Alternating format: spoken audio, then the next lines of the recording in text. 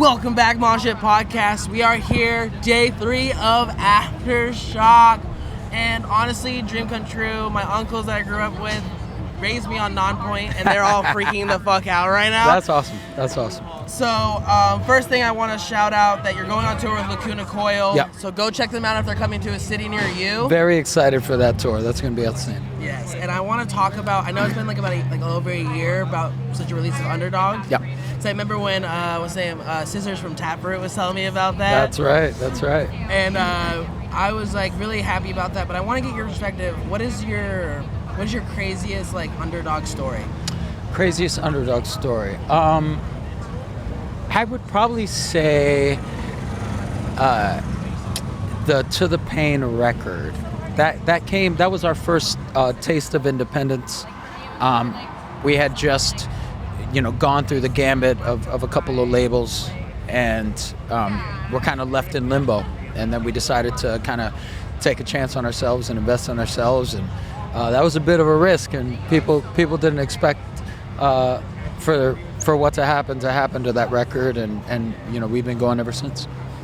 Yeah, because like I remember when Underdog came out, because with some bands that are especially in the new metal genre, I kind of feel almost like a different vibe from them, but I feel like you guys have been so much more consistent, and that's what I love about you guys. Is because it's just I can listen to any one of your songs and I can feel the same exact vibe, or I mean in that sense of just oh, this is Nonpoint.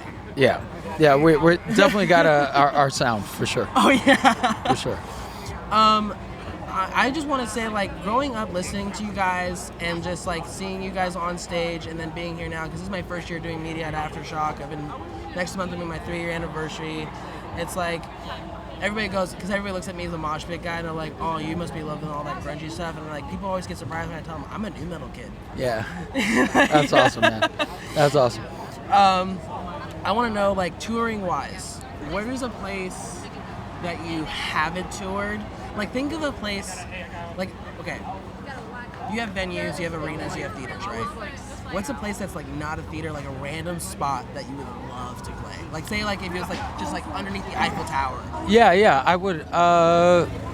It would be fun to play on the roof of somewhere, either in Fort Lauderdale or Madison, on the roof of a building. Yeah. Around our fans, because those two cities, I know the fans will come out and rep. But I ever since seeing when Snoop did his thing on top of Tower Records, I saw Limp Bizkit do that video on top of that building. I've seen a couple top of building videos. I always wanted to do that. Yeah, because it seems because that's what I noticed. Because I feel a few years, it's been a thing for a while, but I feel this younger generation of musicians are trying to bring back that we're popping up at a Denny's, or we're popping up at the front of this. It is getting more guerrilla for sure. They're it's weird. As creative as things got with releasing things online and getting your word out through content, it's going backwards now, where people are flyering now, and people are hitting the streets and playing out more, as opposed to doing things just on social media. So I think it's good. I think it's good for the industry. Because when you started, what was the scene when you started? When you started playing? It was a lot of flyers. Like I said, you had to hit the streets to kind of get the word out. You had to get lucky. You actually had to perform to make sure that bands wanted you onto their bills. So it was a lot more footwork. Yeah. And now it's a lot more what seems to be busy work. Yeah. And a lot of just keeping the kind of train going, as opposed to surprising people with things as you used to back in the day. I do, and it's nice that we have this outlets now to do this, but at the same time, I think it gives it does give everybody an equal playing field of opportunity. Yeah, absolutely. But at the same time, I feel it makes it harder for people to get above that playing field, to get their almost their shot in the spotlight. Well, I think that's why doing those kind of things will help you stand out. I think if people get a lot more organic and a lot more face-to-face and physical. I don't think people are used to seeing that. They haven't seen it in years. So I feel like the ones that are trying it now and feel like that they're testing it's going to work. You just got to keep doing it. Yeah, because I feel like there's like a lot of examples out there with like bands that like released song years ago, and then it just took them like 5 or 6 years for that song to just pop. Yeah. And they're just like, oh, it just wasn't right for that time. Yeah. Well, it's strange that's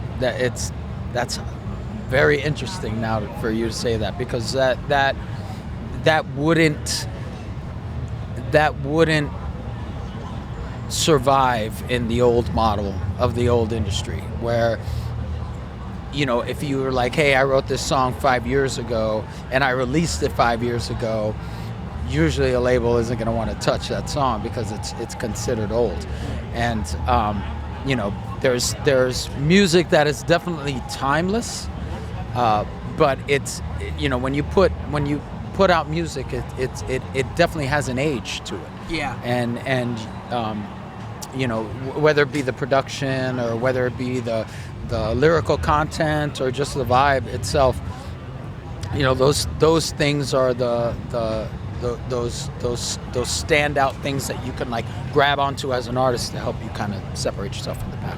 Yeah, because like when you like say like take it back, like when you release like Bullet with your name on it, like did you know that was gonna be that like that song that was like? Well, we knew it was our favorite on the record. I think it was definitely the strongest because the way people were reacting to it. But you never know till the audience tells you. Yeah, I tell you what, like being in this like industry now, because like I'm actually 23. Started doing this when I was 19. Started going to shows when I was 11. Wow. And like the amount of research I've done growing up and like picking like, because like I'd watch documentaries to pick these artists' brains, because I would just wait for them to talk about the story about this album or what it was like being in the studio with this album, and like getting to sit here and hear your perspective on it. It makes me really happy.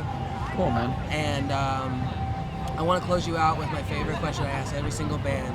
What's the craziest mosh pit you've seen or been in? Craziest mosh pit.